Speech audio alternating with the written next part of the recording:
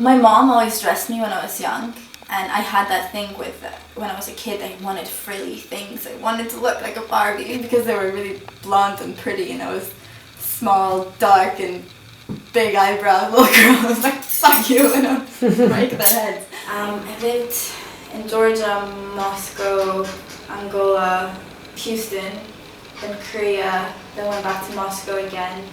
I came here. Certain things that Georgia has that just no other place has. But there you sit down, you go to somebody's house, you talk and you talk and you talk. I guess since everyone smokes there as well and drinks lots of coffee and wine, you kind of are bound to sit in front of each other and talk a lot. I think they just have a really good sense of style rather than being fashionable. The best example is my aunt who, she has from H&M to the things she's bought in New York. Everyone going out after work or having that cafe culture, they always know that they're going to see someone they know or someone they like, a boy they think is pretty. Women generally there like looking like women. There isn't a big androgynous look. I did fashion, I think, for my mother originally because I wanted to do fine art. That was my goal. I was going to be an artist. Then when I came to St. Martin's, everyone's like, oh, it's so hard to get in. It's so hard to get in. I was like, well, maybe I'll try. And when I made it in, I just thought, crap, I didn't know a thing about fashion. I always had an image of what my collection was going to be. I used the Avedon portraits that I just really, really liked. They don't have to be necessarily things you're going to wear for you, but it has to be something you want to see somebody else in. If you feel comfortable without looking into a mirror, you can go outside and you're like, I look good. Without even looking at yourself, that's when you know that you're not really embodying anybody else. You're just putting on something you bought because you just liked it. And you're wearing it because you really feel good in it. I feel really claustrophobic when I wear a bra. It just makes me, because I have a lot of anxiety issues and a lot of panic attacks, so when I have a bra on, I feel really tense, so I don't have big boobs anyway, so. I was gonna get black hot pants to go underneath, but my mom got me sequin ones from Topshop, which I love them. They're quite cute. This one is an Agnes B ring. It says give love. When I wear this, I kind of remind myself, I'm not an asshole, so don't be an asshole. My mom's. I lost a piece, but I still have it, but I just need to weld it back on, but I'm really scared that I ruin it.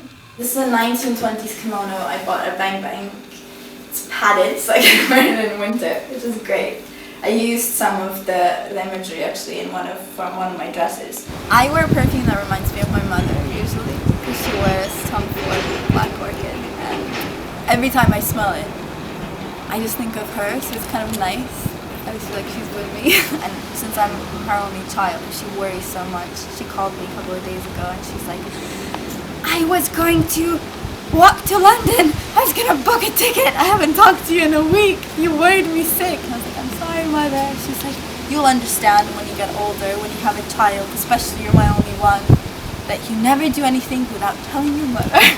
My mom always telling me that you have to put on what looks good on you. I almost call it her uniform. She always wears a black turtleneck, shorts, black trousers, and Chanel flats. Always. It's just her like Audrey look.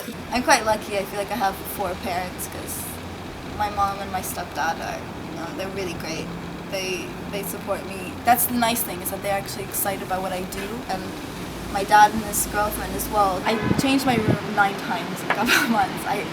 When I get sign of sadness or depression or anything, I'm not a depressed person, but if I have a struggle, I'll change my room around, and that gives me a different perspective on the situation that I'm in, because maybe I've sat by the window for too long, and I think kind of that way. I'm looking outside always, and then maybe I need to look inside. Maybe I need to be a bit more internal.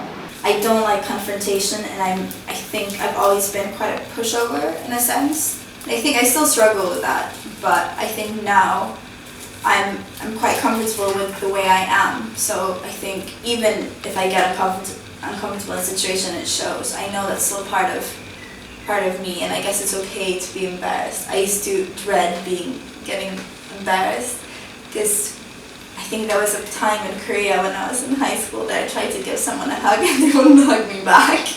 In Angola, our house looked over, local people's homes, which are made out of car doors and They were just shacks made out of cardboard. Looking at them, they were so happy. Every night they would party. And there was a war going on at the time as well. In Georgia, as much as, yeah, we did make the most of it. I mean, we didn't have a choice of not to shower in cold water or buckets or things like that. But we still complained so much. You shouldn't be kind of dreaming up a life you want. You should be making what you have as interesting as maybe your fantasy. Money has to go to building up an income of the country, and the only thing we have is tourism. And if we keep having revolution after revolution, no one's going to want to come.